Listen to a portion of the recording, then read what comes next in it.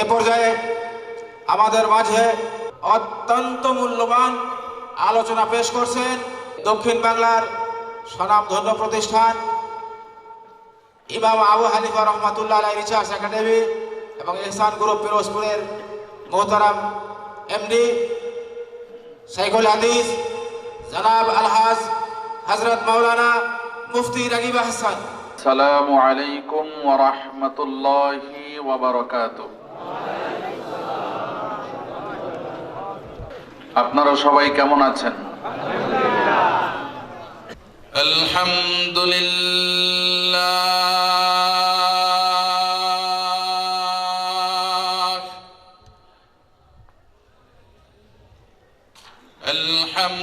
আলহামদুলিল্লাহ নাহমাদুহু ওয়া নাস্তাঈনুহু ওয়া নাস্তাগফিরুহু ওয়া নু'মিনু বিহি ওয়া নাতাওয়াক্কালু আলাইহি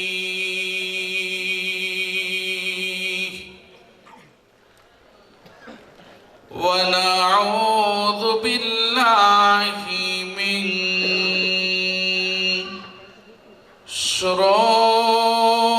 শুরুরি আনফুসিনা ওয়া মিন সাইয়্যাতি আ'মালিনা মান ইয়াহদিল্লাহু ফালা মুযিল্লা লাহু ওয়া মান يضلله فلا هادي له ونشهد أن لا إله إلا الله وحده لا شريك له ونشهد أن سيدنا وسندنا وحبيبنا ومولانا محمدا عبده ورسوله أرسله إلى كافة الناس بشيرا ونذيرا وداعيا إلى الله بإذنه وسراجا منيرا فقد قال الله تعالى في كلامه المجيد والفرقان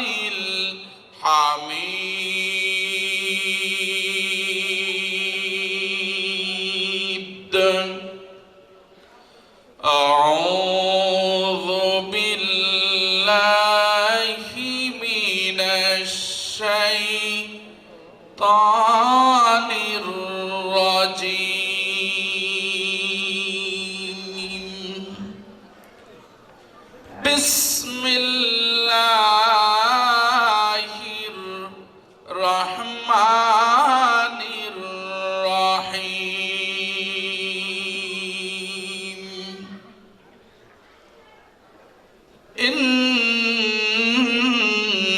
الدين عند الله দিনাল্লাহিল ইসলাম।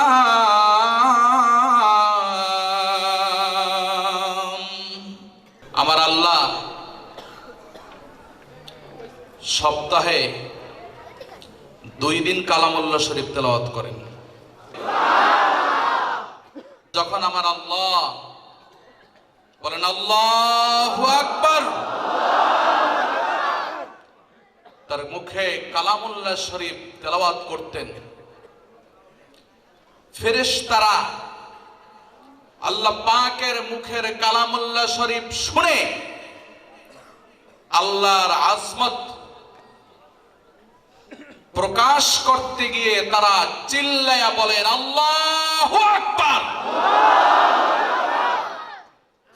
আপনারা যখন কালামুল্লাহ শরীফ শুনবেন তখন আপনাদের কি বলা উচিত? মুসলমান যখন আল্লাহু আকবারের ধ্বনি দিবে, এক আল্লাহু আকবারের ধ্বনিতে সমস্ত কাফেররা পালাই যাবে। এজন্য কালামুল্লাহ শরীফ যখনই শুনবেন, পুরা বয়ানের মধ্যে যতবার শুনবেন অতবার চিল্লায়ে বলবেন আল্লাহু আকবার। 50 নম্বর পাইছেন, পাওয়া লাগবে 100, নাইলে হবে না। আবার 60,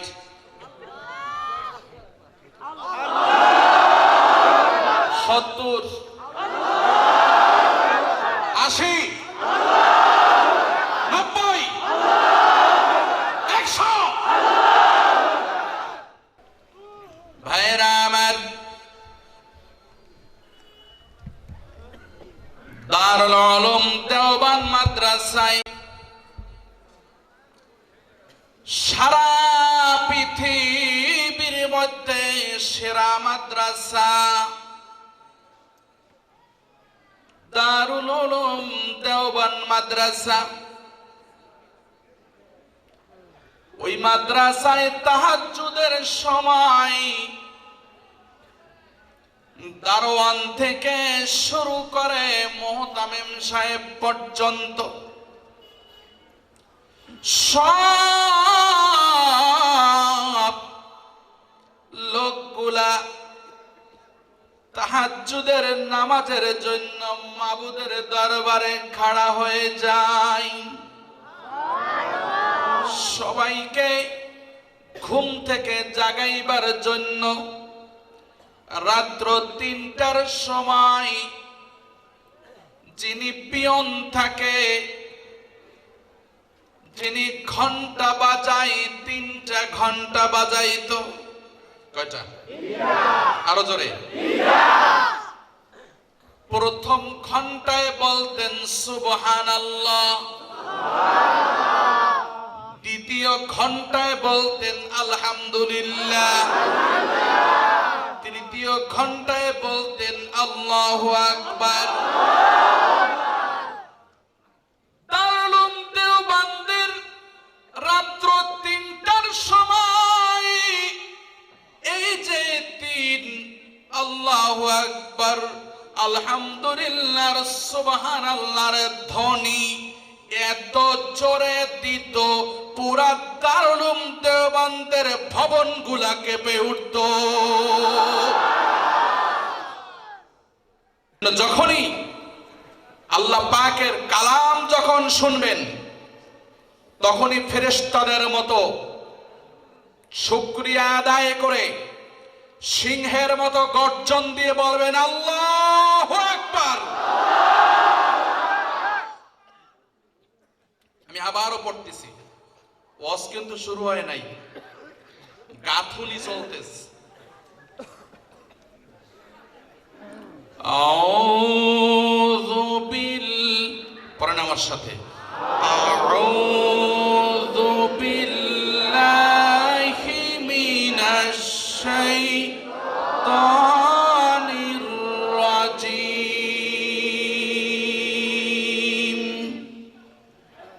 বিসমিল্লাহির রহমানির রহিম। সামনে কিন্তু পরীক্ষার পালা। আয়াত পড়ব। ইন্নাদ-দীনা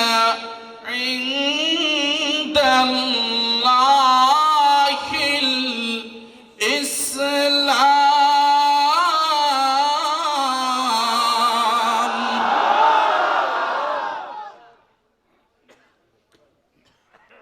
কি কষ্ট হচ্ছে? আবার পড়ি। ইন্নাদ-দীনা ইনদাল্লাহিল ইসলাম।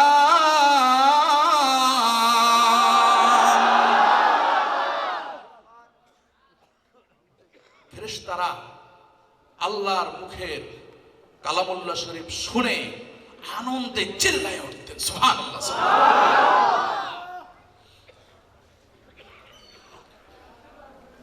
وقال الله تعالى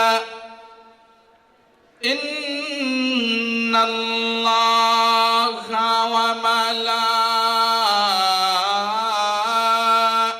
وملائكته يصلون على النبي يا أيها الذين آمنوا صلوا عليه وسلموا تسليما اللهم صل على محمد وعلى آل محمد كما صليت على إبراهيم وعلى آل إبراهيم إنك حميد مجيد اللهم بارك على محمد وعلى آل محمد كما باركت على إبراهيم وعلى آل إبراهيم إنك حميد مجيد সবাই মোহাম্মদ সাথে আল্লাহকে ডাকি লা ইলাহা ইল্লাল্লাহ রজ্জরে লা ইলাহা ইল্লাল্লাহ লা ইলাহা ইল্লাল্লাহ আয়াতের মালিক যে আল্লাহ মওয়াতের মালিক সেই আল্লাহ বলেন মওয়াতের মালিক সেই আল্লাহ লা ইলাহা ইল্লাল্লাহ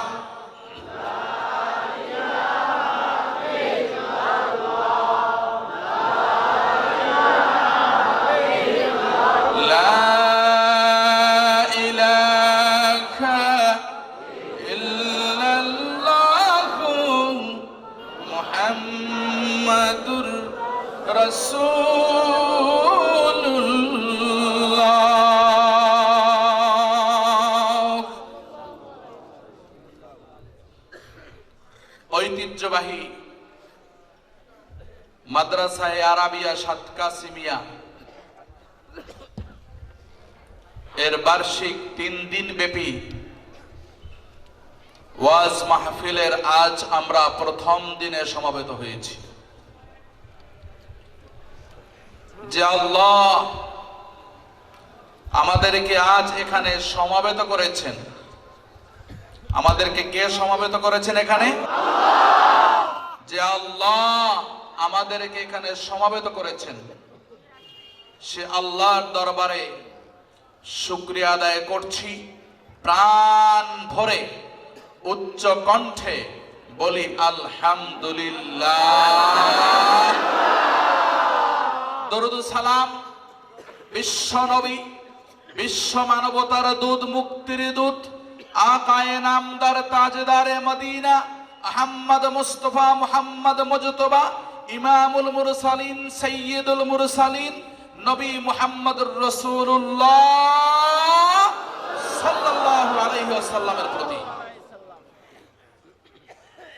অধ্যকার এই সভার সম্মানিত সভাপতি, উপস্থিত হযরত উলামায়ে ইকরাম, বিশেষ করে এখানে উপস্থিত রয়েছেন বড় হুজুর রহমাতুল্লাহি আলাইহি, বলেন রহমাতুল্লাহি আলাইহির সুযোগ্য সাহেবজাদা, আমাদের প্রাণের মানুষ, অত্র প্রতিষ্ঠানের কর্ণধর হযরত মাওলানা মুফতি মুস্তাফিজুর রহমান সাহেব দামাত বরকাতুহুল আলিয়া। উপস্থিত রয়েছেন হযরত উলামায়ে ইকরাম, দূর দূরান্ত থেকে আগত মুসলমান ভাইয়েরা, এবং অত্র ফুলের বাগান এই মাদ্রাসার শতে শতে ছাত্র ভাইয়েরা, পর্দানিসীন মা ও বোনেরা, সর্বপ্রথম আমরা মহান আল্লাহর দরবারে শুকরিয়া আদায় করছি যে মহান রব্বুল আলামিন আমাদেরকে এই বরকতি রহমতি মাটিতে বসার তৌফিক দান করেছেন। আপনারা সকলেই জানেন এই জেলাটার নাম কি? কতকে জানে না জেলার নামটা যে কি জানে না। চিন্তা করে যদি ভুল হয়ে যায়, কারণ জিজ্ঞেস করলাম জেলার নাম কি, 5-7 জনে বললো পিরোজপুর, আর সবাই চুপ। আমি আবার জিজ্ঞেস করি, আমাদের এই জেলার নাম কি?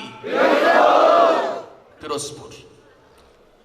এই পিরোজপুর জেলার কেন্দ্র কি নাজিরপুর না পিরোজপুর সদর?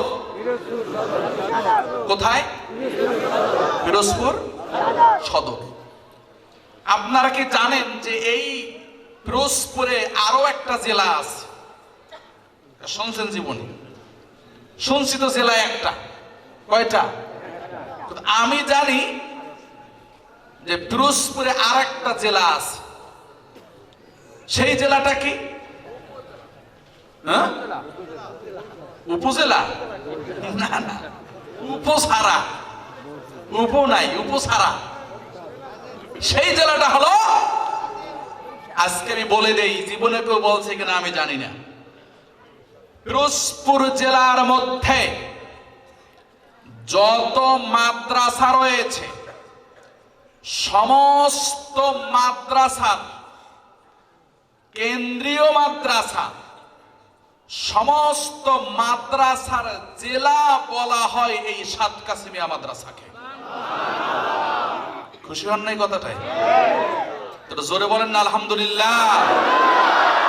আবার বলে আলহামদুলিল্লাহ। এই মাদ্রাসার মাঠে আমরা বসা রয়েছি, এটা কি আমাদের জন্য সৌভাগ্যের নয়? কি বলেন? হ্যাঁ, তোর আব্বাই বলে হজে যাবে, ফাড়া যাইতেও পারে। তোর গরুটা মসজিদে উঠছে, তুই দেখো না? ভাই মাফ করবেন আমারে, আমি বুঝি। আমারে কি আপনি কোনদিন মসজিদে দেখছেন? কেন? তা তো দেখি নাই। গরু বোঝে না তাই ভুলে মসজিদে উঠছে। এরকমের মুসলমান আমাদের সমাজে আছে, ঠিক না বেঠিক? যেই সমস্ত লোকজন এই জান্নাতের বাগান, এই জান্নাতের শামিয়ানা এখানে দেওয়ার পরেও রাস্তায় যারা হাঁটবে আর দোকানে যারা বসবে, এদের হেদায়েত কোথায় আছে আল্লাহ ভালো জানে। ঠিক না বেঠিক? জোরে বলেন। কারণ জাগার তাসির ভিন্ন, জাগার তাসির ভিন্ন। আমরা সবাই নামাজ পড়ি কোন দিকে ফিরা? কোন দিক? কিবলার দিক। কোথায়?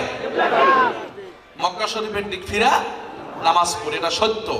কিন্তু এইখানে পশ্চিম দিক ফিরা নামাজ পড়ার তাসির আর বাইতুল্লাহ শরীফ সামনে নিয়ে নামাজ পড়ার তাসির কি এক? না। কি বলেন? না। এক কোনদিন কি এক? না। কোনদিন এক না। ঠিক তেমনি ভাবে মাইকের আওয়াজে মাহফিল শোনা আর এই বাগানের মধ্যে এসে মজলিসে বসা, এর তাসির কি এক হবে? কোনদিন এক হবে? কোনদিন এক? ভাইয়েরা আমার, যদি কোনো ব্যক্তি মজলিসে বসে প্রাণ উজাড় করে দিয়ে মুহাব্বতের সাথে একবার বলে সুবহানাল্লাহ, আমার আল্লাহর নবী ইরশাদ করেন, একবার সুবহানাল্লাহ বলার দ্বারা জান্নাতের মধ্যে আমার আল্লাহ একটা গাছ লাগায়া দেয়। ওই গাছটা এত বিশাল হবে রে বন্ধু, দ্রুতগামী ঘোড়া 500 বছর দৌড়াইলেও ওই গাছের ছায়া অতিক্রম করতে পারবে না। পৃথিবীর মধ্যে কোটি কোটি মানুষ রয়েছে, প্রত্যেকটা মানুষের জন্য গাছ লাগাইবার জন্য ফেরেশতারা কোদাল হাতে লইয়া বসে রয়েছে জান্নাতের মধ্যে। কেউ কেউ জিজ্ঞেস করে, তোরা কেন কাজ করো না? অর্ডার নাই, সাপ্লাই নাই। সাপ্লাই নাই এই জন্য কাজ করি না। কি সাপ্লাই? সাপ্লাই হলো দুনিয়ায় বসে যদি কোনো বান্দা একবার যদি সুবহানাল্লাহ পড়ে রে বন্ধু, তখন সাথে সাথে আমরা একটা গাছ লাগাই, দ্বিতীয়বার পড়লে আর একটা গাছ লাগাই। পৃথিবীর মধ্যে কিছু মানুষ এমন রয়েছে বারবার তারা সুবহানাল্লাহ পড়ে, আর আমরা কোদাল দিয়া কোপাইয়া গাছ লাগাইতে লাগাইতে আমরা ক্লান্ত হয়ে যাই। আর যেই পোড়া কপালেরা সুবহানাল্লাহ বলে না, তাদের দায়িত্বের নিয়োজিত ফেরেশতারা অলস বসে কাটায়। এজন্য আপনারা কি চান? গাছ লাগানো হবে না হবে না? হবে। জোরে বলেন হবে। আমার কথা না নবীজির কথা? কথা কার? নবীজির। সত্য না মিথ্যা? সত্য। কার কতটুকু ইয়াকিন আছে পরীক্ষা হবে এখন। কারণ প্রত্যেক সুবহানাল্লাহ গাছ, প্রত্যেক সুবহানাল্লাহ গাছ। ঠিক আছে, আমি শুধু বলবো আর আপনারা জোরে সুবহানাল্লাহ বলবেন। পারবেন না ইনশাআল্লাহ? বলেন তো সুবহানাল্লাহ। গাছ একটা লাগানো হয়ে গেছে, দুইটা হয়ে গেছে, তিনটা হয়ে গেছে, আরো জোরে চারটা হয়ে গেছে, আরো জোরে পাঁচটা হয়ে গেছে। গাছ লাগানো হয়ে গেছে। এই ফজিলত কি চায়ের দোকানে বই পাবে? কি বলেন, পাবে কোনোদিন? চায়ের দোকানে বইসা কোনোদিন পাবে না। এর জন্য বলছি ভাইরা আমার, পৃথিবীর সব কিছু ঘরে বসে কামাই করা যায় না। যদি পৃথিবীর মধ্যে সব কিছু ঘরে বসে কামাই করা যাইতো, তাহলে দুনিয়ার মানুষ স্কুল কলেজে কাউকে পাঠাইতো না, ঘরে বসেই পড়াইতো। ঠিক না বে ঠিক? জোরে বলেন। আমরা এখানে এসেছি ঠকছি না জিতছি? ঠকছি না জিতছি? যদি ওয়াজ চলে, যতক্ষণ চলে, এই গাছ লাগাবার মজলিসে বসবেন না বাড়ি যাবেন? এবার বলেন তো ইনশাআল্লাহ কে কে পুরো ওয়াজ শুনবেন না? হাত জায়গায় দেখান।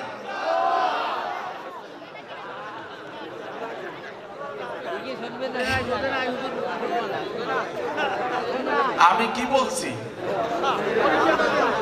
শুনবে বলছি না শুনবে না বলছি? হ্যাঁ, বেশ লাগছে। কি লাগছে? এখানে পেশাব করিবেন না, করিলে 500 টাকা জরিমানা। পেশাব তুমি কইরা দিছে, এই পেশাব করছো কা, টাকা দে।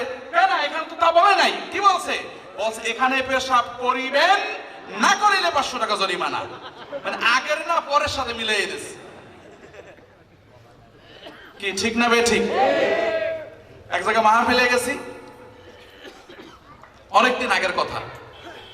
এখন মাহফিলে গেছি পর, এখন একজনে দাঁড়াইছে গাবি মার্কায়। গাবি তো আর কয় না, কয় গরু।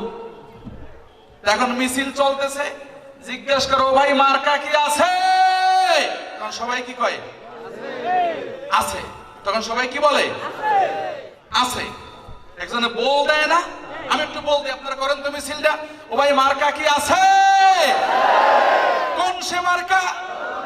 আরো জোরে কি আসতে কনকা, জোরে কন, আরো জোরে হয়ে যাবে। চড়ছে ভালো, আমরা সবাই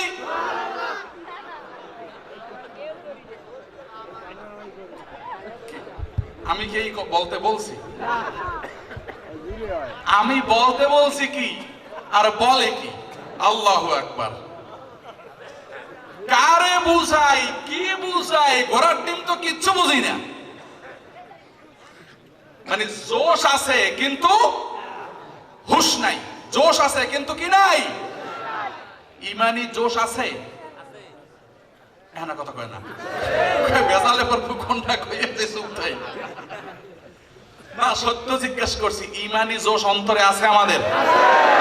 বুকে হাত দিয়ে বলেন তো। এই বুড়া কার কার ভিতরে হাত বের করেন, এবার বুকে হাত দেন, ডান হাত এইখানে লাগান, লাগাই বলেন ইমানি জোশ কি আছে? কার কার আছে? সবার আছে। কি বলেন, সবার আছে ইমানি জোশ? ইসলামের জন্য, আল্লাহর জন্য, আল্লাহর দ্বীনের জন্য যদি আমাদের জীবনটা দিতে হয়, দিতে পারবো তো? কে কে পারবেন? হাত দুইটা জায়গায় মাবুদকে দেখান তো। আল্লাহু আকবার। পারবেন সবাই? যদি ডাক আসে আজকে যে কাফেরদের বিরুদ্ধে লড়তে হবে, মুসলমানদের সামনে নামতে হবে, নিজের রক্তকে আল্লাহর রাস্তায় দিতে হবে, দিতে পারবেন তো সবাই? যদি জিহাদের ময়দানে যাইতে হয়, পারবেন যাইতে? হ্যাঁ, আর তখন আওয়াজ দিতে হয় নারায়ে তাকবীর। কি দিতে হয়? আরো জোরে বলেন, আরো জোরে। হয় না, এ নারায়ে তাকবীরে কোনো কাম হবে না। আপনারা, আমরা জিহাদের ময়দানে সেই মক্কা শরীফ যাওয়া লাগবে না, উহুদের ময়দানেও যাওয়া লাগবে না, আর বদরের মাঠেও যাওয়া লাগবে না। 5 মাইল দূরেও যাওয়া লাগবে না, 10 মাইল দূরেও যাওয়া লাগবে না। বরং এই জায়গায় বসে একটা ইন্টারভিউ হবে। গরম জায়গা ছাড়তে পারেন? সবাই তো বসে গার কাপড় দিয়ে পেঁচাইয়া মাফলার যে কায়দায় বাঁধছে, আল্লাহ জানে ওয়াজ কানে যাবে কিনা।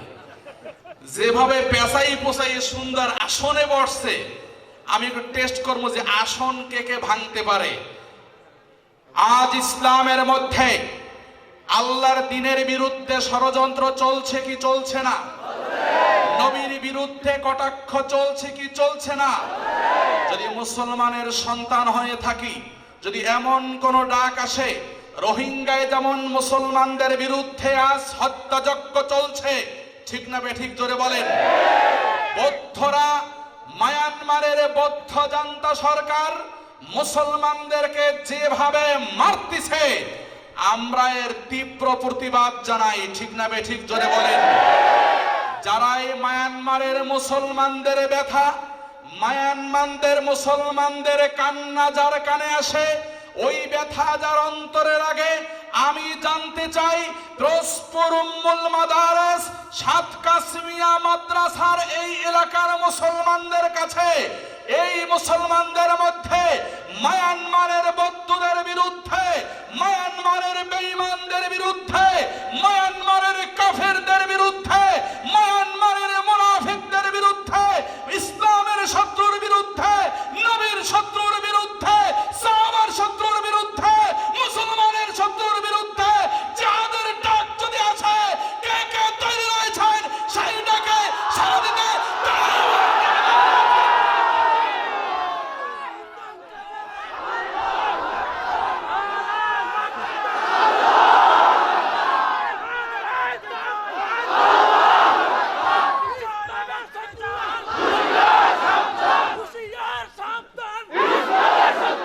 আমার বসেন।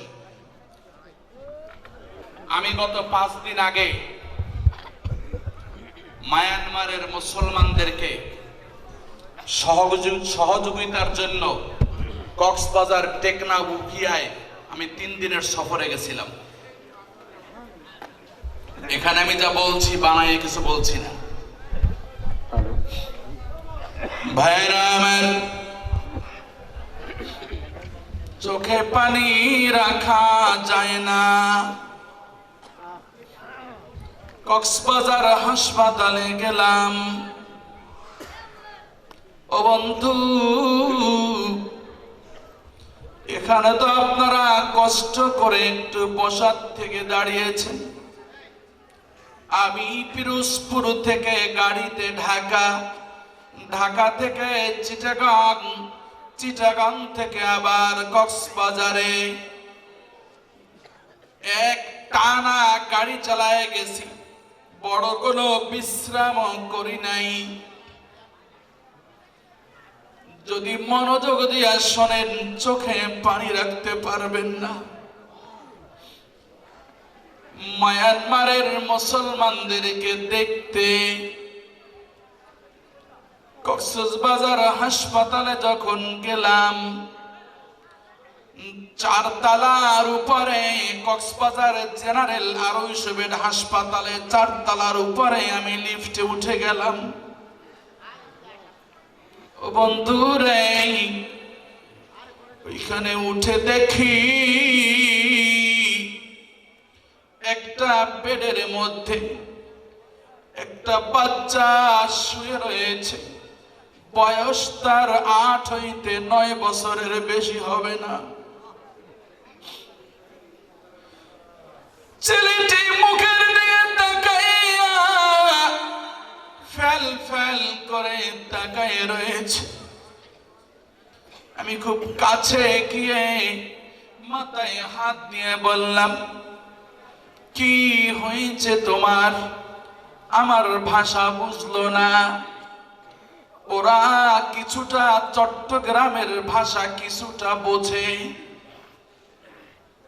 সাথে যে আমার দাঁড়ানো ওই এলাকার প্রতিনিধি, সে ওকে বলল, হুজুর জিজ্ঞেস করেছে তোমার কি হয়েছে।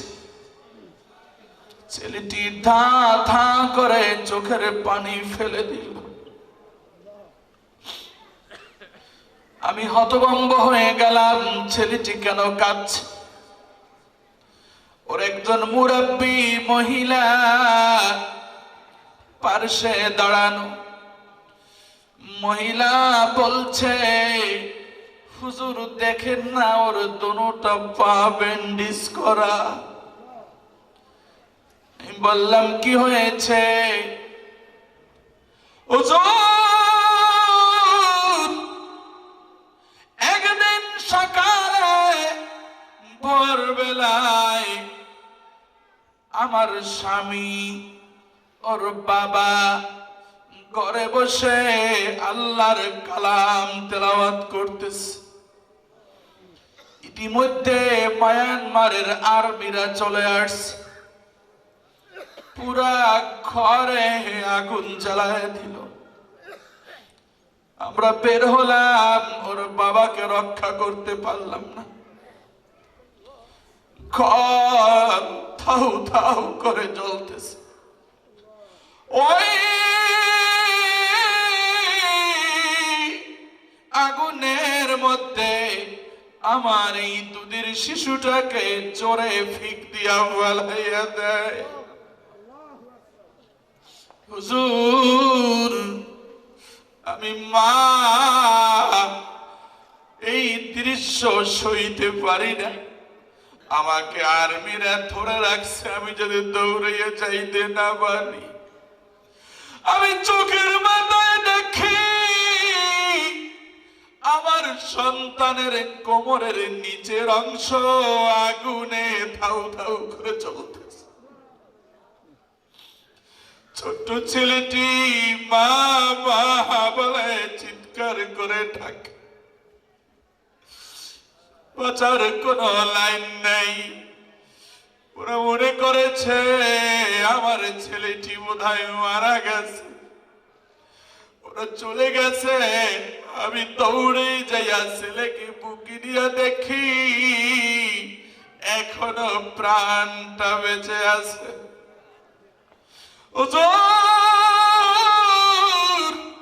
ট্রলারে করে নাফ নদী পার হইয়া এখানে আসি। এখানের আলেমরা আমাদেরকে সহযোগিতা করেছে। আমি তাকাইয়া দেখি দুইটা পা কয়লা হয়ে গেছে। ও মুসলমান, প্যান্ডেলের নিচে বসে ওয়াজ শোনা কষ্ট। মায়ানমারের মুসলমান এর যে লক্ষ কোটি গুণ কষ্ট ভোগ করতেছে। সবাই চোখের পানি গুলো ছেড়ে দিয়ে আমার আল্লাহর কাছে ফরিয়াদ জানাই। আয় আল্লাহ বলেন আমার সাথে, আয় আল্লাহ। আরো জোরে বলেন, আয় আল্লাহ, মায়ানমারের মুসলমানদেরকে রক্ষা করো। আয় আল্লাহ, মায়ানমারের মুসলমানদেরকে রক্ষা করো আল্লাহ। বন্ধুরে, মাহফিলে আসে, ভালো লাগলে বসবো, নাইলে চলে যাব। ও বন্ধু, আল্লাহর কালাম ছিঁড়ে টুকরা টুকরা করিয়া মায়ানমারের বৌদ্ধরা তোমার আমার মুসলমানের কালামুল্লাহকে আগুনে জ্বালায়া দিতেছে।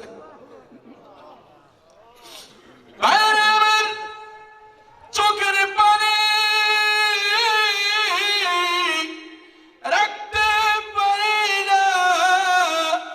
আমি আপনাদেরকে নিয়ে আজ আল্লাহর কাছে দোয়া করব এবং প্রাণ ভরে আল্লাহর কাছে বলবো, আল্লাহ তুমি তোমার দ্বীন, তোমার ইসলামকে তুমি হেফাজত করো আল্লাহ। মোনাজাতের সময় থাকবেন তো ইনশাআল্লাহ? থাকবেন না ইনশাআল্লাহ? কষ্ট হচ্ছে না তো ভাই?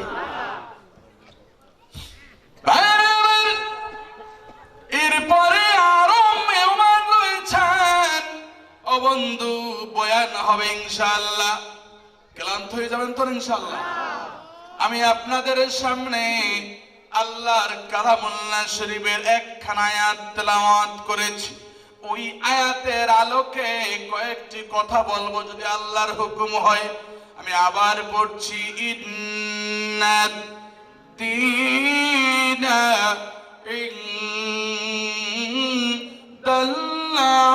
ইনদাল্লাহিল ইসলাম।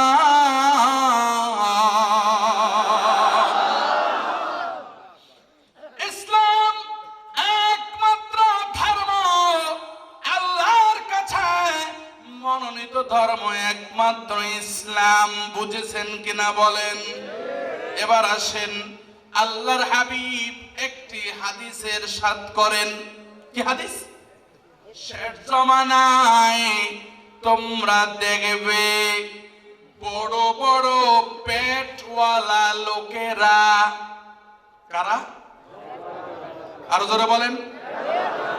বড় বড় পেটওয়ালা লোকেরা, তোমরা দেখবে তারা আমার হাদিসের বিরুদ্ধে, আমার সুন্নার বিরুদ্ধে, আমার ইসলামের বিরুদ্ধে, ইসলামের নামে তারা কাজ করবে। নাউজুবিল্লাহ বলেন। একজনের নাম বলি, দেওয়ানবাগী। শুনছেন নাম কোনদিন? কি কেউ শোনেন নাই? দেখছেন কেউ? দেখেন নাই? মোবাইলেও দেখেন নাই? হ্যাঁ, সরাসরি দেখছেন? আচ্ছা, কোন দিন পেটটা কি রকমের? হ্যাঁ, আতির মতো। এই রয়েছে সঠিক কথা। পেটটা হইল আতির মতো।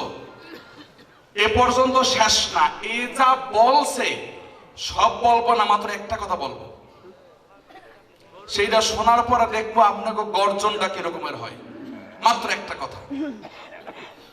সে বলছে যে ফাতেমা রাদিয়াল্লাহু তাআলা আনহা বলেন, আরো জোরে,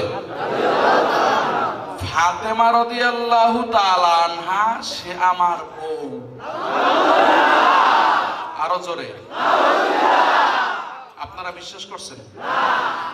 এই ভণ্ড সে এভাবে বড় একটা চেয়ারে বসে, পেটটা তো লন্ডন রওনা দিচ্ছে, লড়তেও পারে না, চড়তেও পারে না, মাথাও লড়াইতে পারে না। আর এর সামনে কতগুলো আছে সফাং সফা, দাক্কাং দাক্কা। বুঝেন তো কি? হ্যাঁ, সুন্নাতি ক্লিনশিপ। এরা সামনে বৈশা থাকে আর জিজ্ঞেস করে ঠিক? ঠিক। আপনার বিশ্বাস হয়? হয় বিশ্বাস। ওরা বলে আমি মা ফাতেমারে বিয়ে করছি, আপনার বিশ্বাস হয়? হয় বিশ্বাস হয়। ফাতেমা আমার স্ত্রী, আপনার বিশ্বাস হয়? হয় বিশ্বাস হয়। ফাতেমা কার স্ত্রী? আর এই হারামি কি কয়? এই হারামি কি কয়? ও হালালি না হারামি? হারামি কারে কয়? হারাম খাইলে হারামি কয়? ও মুসলমান, হারামি তো বুঝে না, অশুনাবো কি? হারামি কারে কয়? বাপ মায়ের বিবাহের মাধ্যমে যেটা হয় এটারে কি কয়? হালালি। এইটাকে বলে হালালি। আর প্রস্কোয়াটারে যারা জন্ম হয়, বেশ্যাখানায় যারা জন্ম হয়, ওইটারে কি কয়? এটা হালালি না হারামি? এই হারামির হারামি মুসলমানদেরকে ইন্টারনেটের মাধ্যমে ধোঁকা দেয়, কয় যে মা ফাতেমা আমার স্ত্রী, আর জান্নাতে গেলে আমার পারমিশন ছাড়া কেউ জান্নাতে যেতে পারবে না।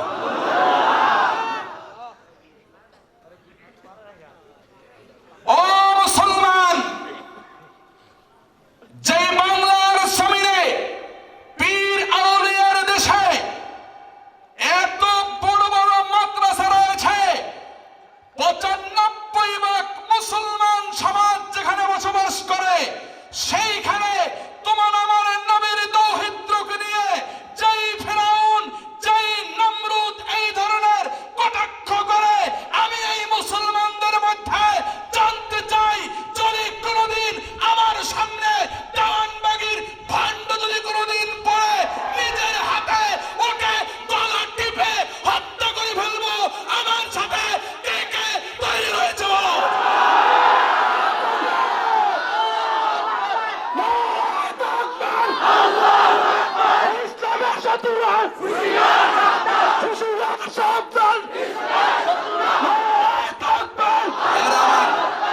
ভাইরা আমার, নবীর শরীরে যদি একটু আঁচড় লাগে আমরা সহ্য করতে পারি না, ঠিক না বেঠিক? জোরে বলেন। নবীর যদি কেউ আঘাত দেয় আমরা সহ্য করতে। আরো একটা মজার জিনিস আজকে শোনাবো, যা আপনারা জিন্দেগিতে শোনেন নাই। This is my challenge. জীবনে আপনারা শোনেন না এই কথা। আমি কয়েকটা তথ্য আপনাদেরকে দেব। ওয়াজ করবে বড় বড় ওলামায়ে কেরাম, আমি শুধু আপনাদেরকে মস্তিষ্কের দরজা খোলার চেষ্টা করব। ভাইরা আমার, বাংলাদেশে নতুন একটি দলের আবির্ভাব হয়েছে, এর নাম হইল লামোঝাবি। নাম কি? নিজেদের নাম কয় আহলে হাদিস, নিজেদেরকে দাবি করে কি নামে? আহলে হাদিস। আসলে আহলে হাদিস না আহলে হদস। এই লামোঝাবির গোষ্ঠী একটা মজার কথা বলছে, যদি আপনাদেরকে বলি আপনারা নিঃসন্দেহে বলবেন যে হুজুর এই কথা আমরা জীবনেও শুনি নাই,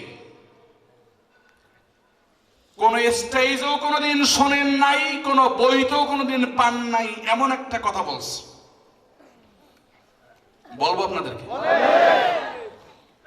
অস্ত এখানে বছর পর বছর আপনারা শুনছেন, এই তথ্য জীবনে পান নাই। আমি দলিল সহ আপনাদেরকে বলি, একটা তথ্য দেই যেটা আপনাদের মনে রাখা দরকার। এই লামাজাবির গোষ্ঠী এরা বলে যে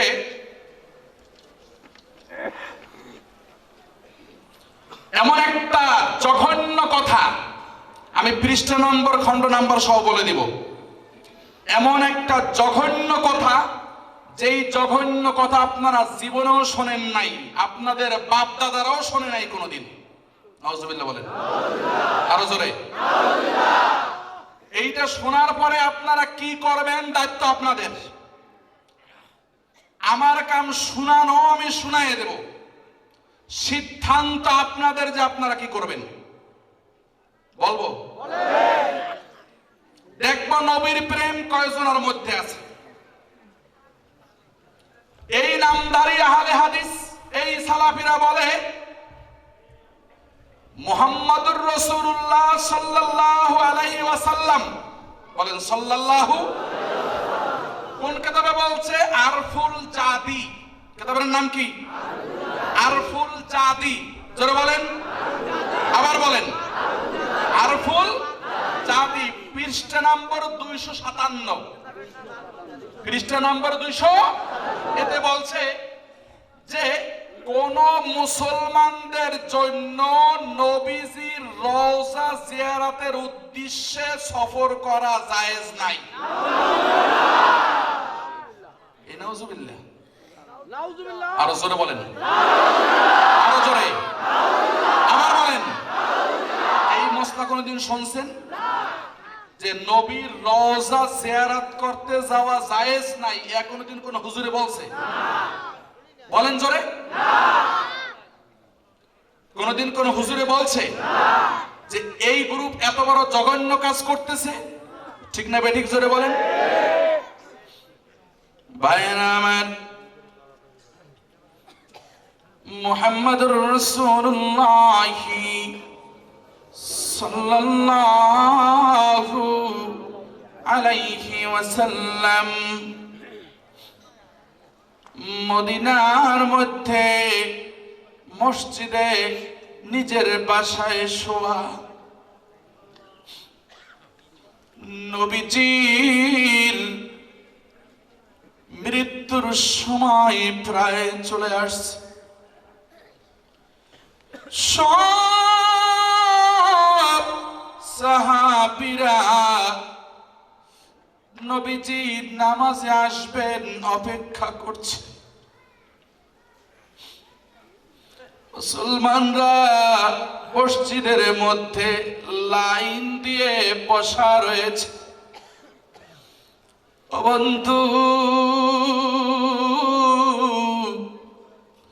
নবীর মোহাব্বত যদি অন্তরে থাকে, নবীর ভালোবাসা যদি অন্তরে থাকে, কোন মুসলমান চায় না যে আমার নবী দুনিয়ার থেকে চলে যাক। ঠিক না বেঠিক?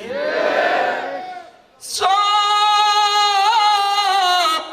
সাহাবীরা নবীর আসার অপেক্ষায় রয়েছে। আবার হাবিব পানি চাইলেন, আমাকে পানি দাও। পানি আনা হলো, রহমাতুল লিল আলামিন গোসল করলেন।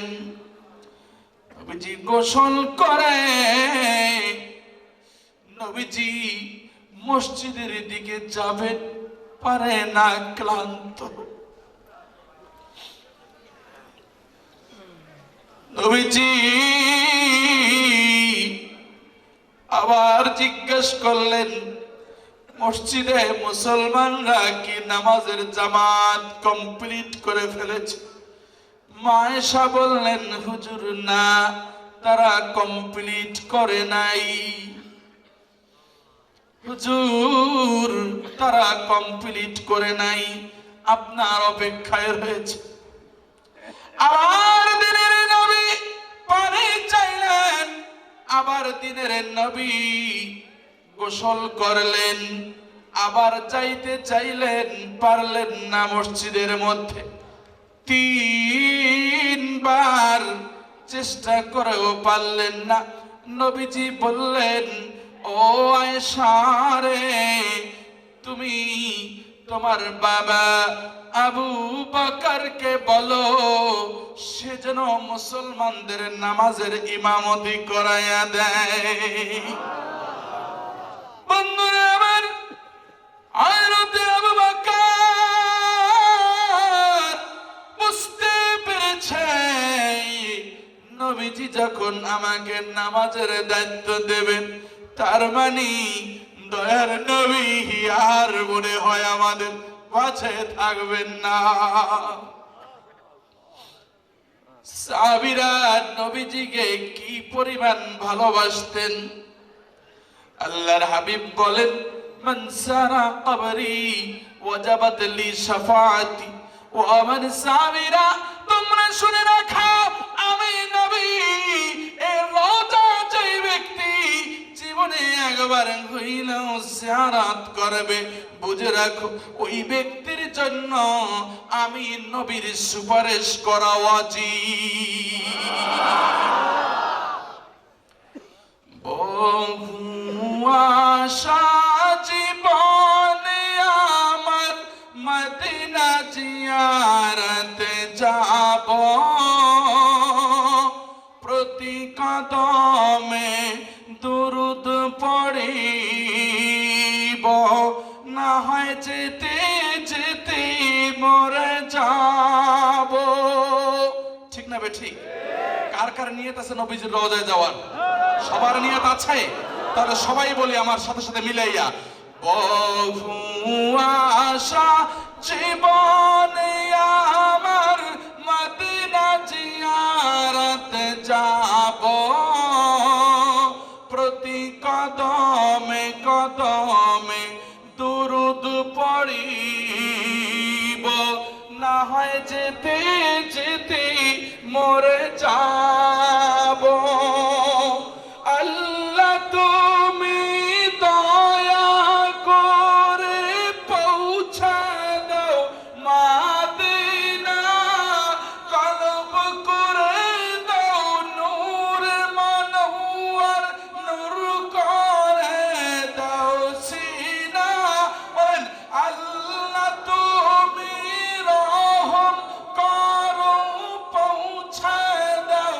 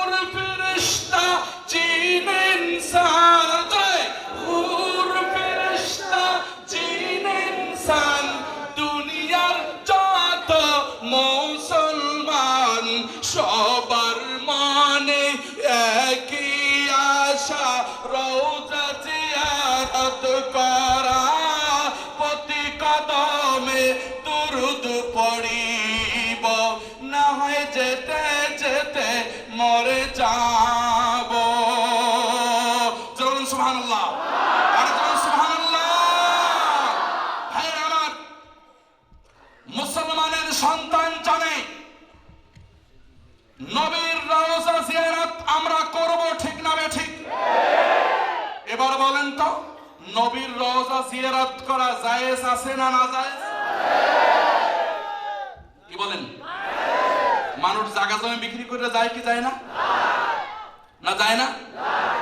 এবার আমি জানতে চাই, আখিরি জামানার যেই দাজ্জাল নিজেদেরকে আহলে হাদিস নামে পরিচয় দিয়ে বইয়ের মধ্যে নোংরামি কথা লিখে মুসলমানদেরকে গুনাহ মাফ করে নবীর রওজায় যাওয়ার রাস্তা যেই সমস্ত লোকজন বন্ধ করতে চায়, আমি এই সাতকাছিয়া মাদ্রাসার সমস্ত তাওহীদি জনতাকে আমি জিজ্ঞাসা করতে চাই, আপনারা কি কোনোদিন শুনেছেন যে নবীর রওজা জিয়ারত করা হারাম? কোনোদিন শুনেছেন? সুতরাং আমি আপনাদের মুখে জানতে চাই, যদি আমাদের সামনে এসে যদি কোন লাল কুত্তারা যদি বলে নবীর রওজা জিয়ারত করতে জায়েজ নাই, আমি এখান থেকে ঘোষণা করছি, আমাদের সামনে এই ধরনের কুফরি মতবাদ নিয়ে যদি কেউ সামনে আবিষ্কার হয়, আমি জানতে চাই আমার সাথে সাথে এই কানের তাওহীদ জনতার মধ্যে কে কে রয়েছে নবীর দুশমনদের বিরুদ্ধে। যদি নিজের জীবনের জান দিতে হয়, মাল দিতে হয়, প্রয়োজনে নিজের বুকের তাজা রক্ত দিতে হয়, কে কে তৈরি রয়েছে এই বাতিলের বিরুদ্ধে মোকাবেলা করতে?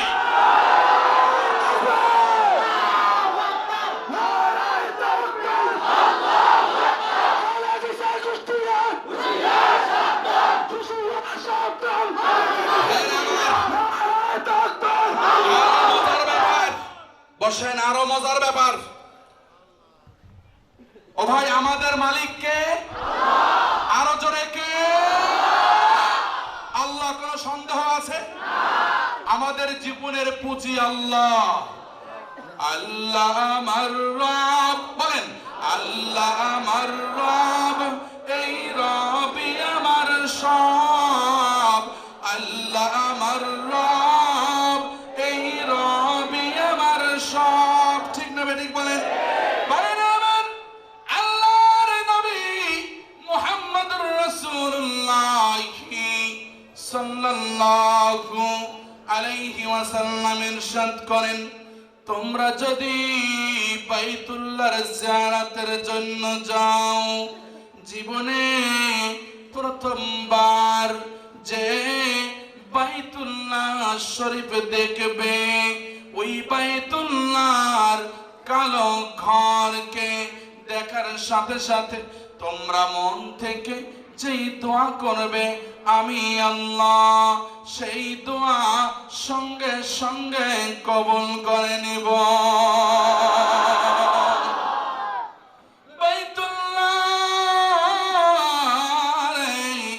ওই বাইতুল্লাহর মধ্যে যদি কেউ যায় আর বাইতুল্লাহর চৌখাট যদি কোনো ব্যক্তি ধরে, আশা আছে আল্লাহ সবাইকে কবুল করুক। আরো জোরে বলেন আল্লাহুম্মা আমিন। আল্লাহ আমাকে বহুবার নিয়েছে, ওই বাইতুল্লাহর চৌখাট যদি কোনো ব্যক্তি নিজের হাত দিয়া ধরে আর যদি আল্লাহর কাছে চোখের পানি ফেলে দিয়ে কান্দে, বন্ধু রে, চোখের পানি ছেড়ে দিয়ে কান্নার সাথে সাথে আমার আল্লাহ বলেন, তার জিন্দেগীর সব গুনাহ আমি ক্ষমা করে দেই। ও বন্ধু রে, জীবনে যার সম্পদ রয়েছে একবার হলেও এই বাইতুল্লাহ শরীফ জিয়ারত করার নিয়াত করে নেই। জীবনে এই মাহফিলে বসে নিয়াত করে নেই যে আমি এই বাইতুল্লাহ শরীফ জিয়ারত করব।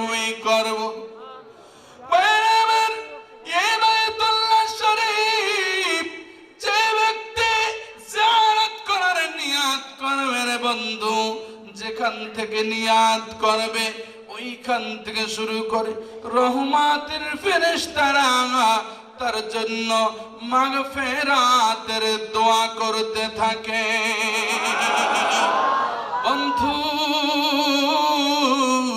পীরের নবী সাল্লাল্লাহু আলাইহি সাল্লাম বলেন, তোমরা যদি দুটি কাজ করতে পারো, কয়টি?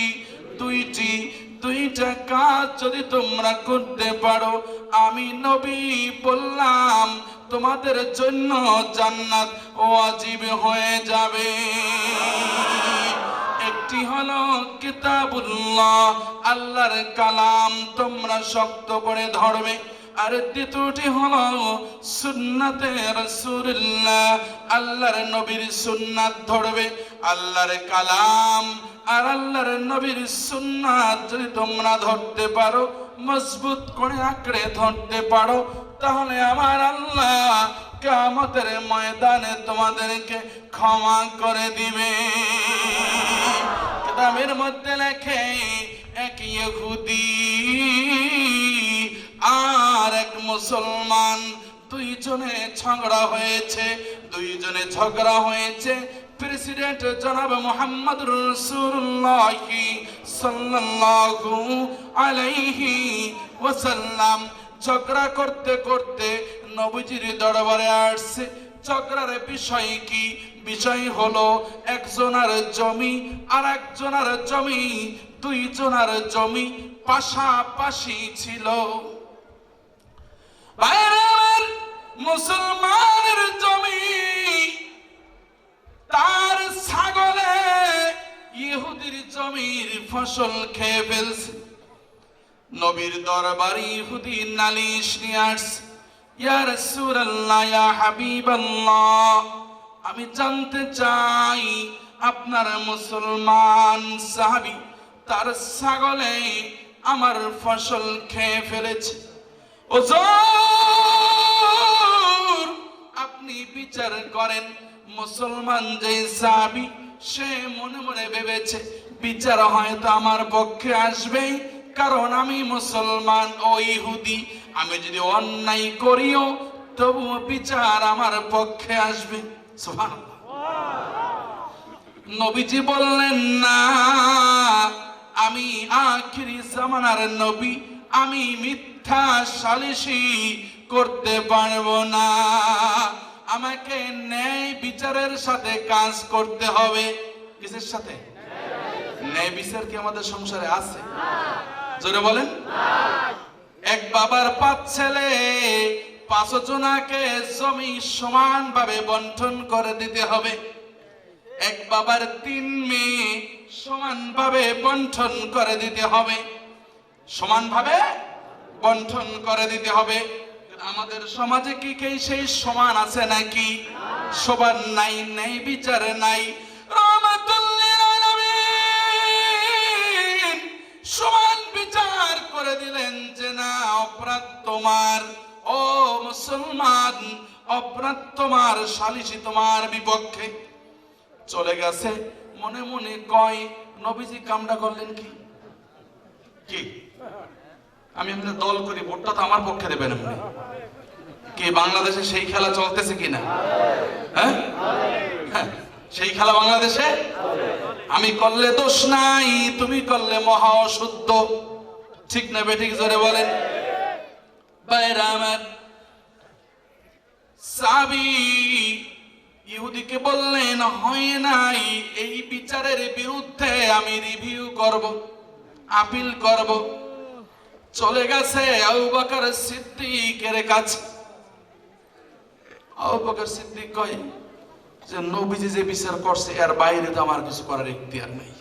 সুবহানাল্লাহ বলেন। মুসলমান খলিফা ওমর ফারুক রাদিয়াল্লাহু তাআলা আনহুর দরবারে গেছে। হযরতে ওমর তখন নবীজির রাষ্ট্রীয়ভাবে উনি একজন মন্ত্রী, আইন মন্ত্রী। কি মন্ত্রী? আইন মন্ত্রী। ওনার কাছে গেছে, কেবলমাত্র উনি আরাম করতে যাবেন, ইতিমধ্যে দরজায় কড়া নাড়ছে। দরজা খোলো। হযরত ওমর বললেন, কে রে? উনি বের হইলেন, কি ব্যাপার বলো। উনি মনে মনে ভাবছে রে যে ওমর কাফেরের বিরুদ্ধে মারাত্মক সোচ্চার, সুতরাং সালিশি আমার পক্ষে আসবে। ওমর জিজ্ঞাসা করছে, কি ব্যাপার, কেন তুমি এসেছো এখানে? বলে, আসছি দ্বিতীয়বার আপিল করার জন্য। ইহুদি সুযোগ পাইয়া মনে মনে কয় যে কি খবর, এখন তো রায় আমার বিরুদ্ধে যাবে। ইহুদি কয়, যা হয় হোক, সত্য কথা বলে দিব। কি বলো? কথা হলো, আপনার মুসলমান ভাই নবীজির দরবারে গেছে আমার আর তার সালিশির জন্য। নবীজি আমার পক্ষে ফয়সালা দিছেন, সে মানে নাই, আবার আপনার দরবারে আছে, আপনি ফয়সালা করেন। ওমর ফারুক জিজ্ঞাসা করলেন, কি ব্যাপার, ঘটনা কি তাই? কয়, হ। কি কয়? হ্যাঁ, ঘটনা তাই।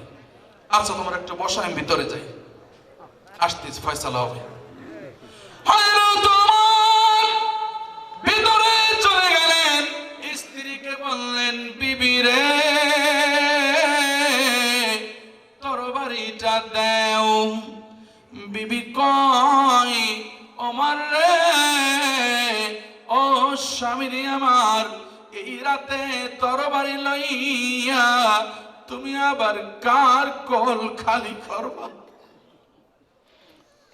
ওমর তরবারি জাদু চেয়েছে, বলো তুমি কার কোল তুমি খালি করবা? আমার মন বলছে রে, আজ কে যেন রে এতিম হয়ে যাবে। হযরত ওমর বলে, ও আমার বিবি রে, তোমাকে আমি অনেক আগে বিয়ে করেছি। মুসলমান নবী মুহাম্মদুর রাসূলুল্লাহ সাল্লাল্লাহু আলাইহি ওয়াসাল্লামকে শহীদ করার জন্য আমি প্ল্যান করেছিলাম। যখন আমি প্ল্যান করেছিলাম, রাতের বেলায় তোমাকে আমি বলেছিলাম, আগামী দিন আমি নবীজিকে শহীদ করতে যাব। তখন তুমি বলেছিলা, ওমর রে, এই নবীর মতো ভালো মানুষ দুনিয়ায় আর নাই। ওমর, এই নবীর মতো প্রিয় মানুষ আর নাই। এই নবী জীবনে একটা মিথ্যা বলে নাই, জীবনে কাউকে একটা ফুলের টোকার আঘাত দেয় নাই। এই নবীকে তুমি মারতে যাইও না। আমি বলেছিলাম, তুমি কি নবীর হাতে মুসলমান হয়েছিলে কিনা? তখন তুমি জান বাঁচাইবার তাগিদে সত্য কথা তুমি লুকায়া রেখেছিলে। আসলে আমি বুঝতে পেরেছি যে তুমি মুসলমান হয়েছ। তুমি বলেছিলা, স্বামীরে আমার, নবীকে যদি মারতে চাও তবে শুনে রাখো, মারার আগে নবী পাকের চেহারা মোবারকের দিকে একটু গভীর মনোযোগের সাথে তাকাইও। আমার বিশ্বাস, তুমি যদি বিশ্বনবী মুহাম্মদুর রাসূলুল্লাহ সাল্লাল্লাহু আলাইহি ওয়াসাল্লামের নূরানী চেহারার দিকে একবার তাকাও রে, আমার বিশ্বাস তুমি মুসলমান হয়ে যাবে। ওমর ডেকে বলে, বিবি রে, তুমি যেই নবীর কথা বলেছি, আমি তোমাকে ওই রাতে মেরেছিলাম, আমাকে মাফ করে দাও। নবীর চেহারার দিকে যখন তাকাই, তখন নবীজির চেহারা দেখে আমি ওমর আর স্থির থাকতে পারি নাই। আর তোমার ডেকে বলে, বেবে আমার, ওই আমার, আমি দিনের নবীকে এত ভালোবাসি, নবীর সুন্নাতের বিরুদ্ধে যদি কেউ কোনো কথা বলে, নবীর বিরুদ্ধে যদি কেউ কোনো কথা বলে, তুমি বলো তুমি মানবে কিনা? সঙ্গে সঙ্গে বিবি বললেন, না আমি মানব না। তাহলে শুনে রাখো, সামনে একটা বেঈমান আসছে, ওই বেঈমানটাই নাম মুসলমান, ওই বেঈমানটা নবীর ফয়সালা মানে না। তুমি বলো, নবীর ফয়সালা যে না মানবে, তার পৃথিবীর মধ্যে বেঁচে থাকার কি কোনো এখতিয়ার আছে নাকি? সঙ্গে সঙ্গে হযরত ওমর বের হইয়া ওর গর্দানের উপরে এমন জোরে এক আঘাত করলেন, মাথা ছিটকে দূরে চলে গেছে। বলেন সুবহানাল্লাহ। বন্ধুরা আমার, পুরো মদিনার মধ্যে আওয়াজ উঠেছে, আইনমন্ত্রী নিজের হাতে আইন তুলে নিয়েছে, নিজে মানুষ খুন করেছে, কোর্টের মাধ্যমে করে নাই। ওমরের বিরুদ্ধে সব জায়গায় সমালোচনা শুরু হয়ে গেছে। কি ব্যাপার? নবীজি ডাকছে, ওমর কি করলা তুমি? কই হুজুর, আমি কোন মুসলমান মারি নাই, আমি মেরেছি রে একজন অমুসলিমকে। কারণ আমি জানতে চাই, যেই ব্যক্তি মুহাম্মদুর রাসূলুল্লাহর ফয়সালা মানে না, নবীজির সিদ্ধান্ত মানে না, আপনি বলেন সে মুসলমান থাকে না বেঈমান হয়ে যায়? বন্ধুরা আমার, মুহাম্মদুর রাসূলুল্লাহ সাল্লাল্লাহু আলাইহি ওয়াসাল্লাম বলেন, এই জন্য কিতাবুল্লাহি ওয়া সুন্নাত রাসূলিল্লাহ, আল্লাহর কালামকে শক্ত করে ধরো, আর নবী মুহাম্মদুর রাসূলুল্লাহি সাল্লাল্লাহু আলাইহি ওয়াসাল্লামের সুন্নাতকে শক্ত করে ধরো। এক হাতে আল্লাহর কালাম, আর এক হাতে নবীজির সুন্নাত। যে সমস্ত লোকেরা দিনের নবীর সুন্নাহকে মিটাইয়া দিতে চায়, ওই সমস্ত লোকজন ইসলামের বন্ধু না শত্রু? জোরে বলেন। ও বন্ধুরা আমার, এই সুন্নাতকে আর এই কালামকে বাঁচায় রাখার জন্য পৃথিবীর মধ্যে এই সব মাদ্রাসা আমার আল্লাহ কায়েম করে দিয়েছে। এই জন্য বলি, যদি জীবনে মুক্তি চাও, এই মাদ্রাসাটাকে নিজের মতো করে নিজের অন্তরের সাথে মিলাইয়া ঘুমাও। কারণ হলো বন্ধুরা আমার, এই সমস্ত মাদ্রাসায় যেই আলেম তৈরি হয়, আল্লাহর কালামের যেই হাফেজ তৈরি হয়, ও বন্ধুরা আমার, চালকেরা জানে না, গভীর রাতে এই মাদ্রাসার ছেলেরা ঘুম থেকে উঠে আর তাহাজ্জুদ পড়ে, আর তোমার আমার জন্য আল্লাহর দরবারে কান্দে। পৃথিবীর মধ্যে যতদিন এই মাদ্রাসাগুলো টিকে থাকবে, অতদিন পর্যন্ত আল্লাহর দ্বীন থাকবে। আর যতদিন মাদ্রাসা থাকবে না, ততদিন পর্যন্ত আল্লাহর দ্বীন থাকবে না। এই মাদ্রাসা টিকে রাখার জন্য পৃথিবীর মধ্যে বিশ্বব্যাপী মুহাম্মদুর রাসূলুল্লাহ সাল্লাল্লাহু আলাইহি ওয়াসাল্লাম এর তরিকায় যে মেহনত চালু রয়েছে, দাওয়াত ও তাবলীগের যে মেহনত রয়েছে, ভাইরা আমার, আজ দুনিয়ার মধ্যে যতগুলো সমস্যা রয়েছে, যতগুলো ঝামেলা রয়েছে, এর মধ্যে একটা ঝামেলা হলো কিয়ামতের যতগুলো আলামত রয়েছে, এর মধ্যে একটা আলামত হলো আমাদের সমাজে ব্যাপকভাবে সুদের কারবার চলবে। সম্মানিত উপস্থিতি, যেই কথাগুলো আলোচনা হয়েছে, আমি আপনাদের কাছে ফরিয়াদ জানাই, যে আল্লাহ পাক যেন আমাদেরকে হেদায়েত দান করেন এবং এই বিষয়গুলো বোঝার আল্লাহ তাআলা তৌফিক দান করেন। আমার কথায় যদি কেউ অন্তরে আঘাত পেয়ে থাকেন ক্ষমা সুন্দর দৃষ্টিতে দেখবেন। আসসালামু আলাইকুম ওয়া রাহমাতুল্লাহি ওয়া বারাকাতুহু।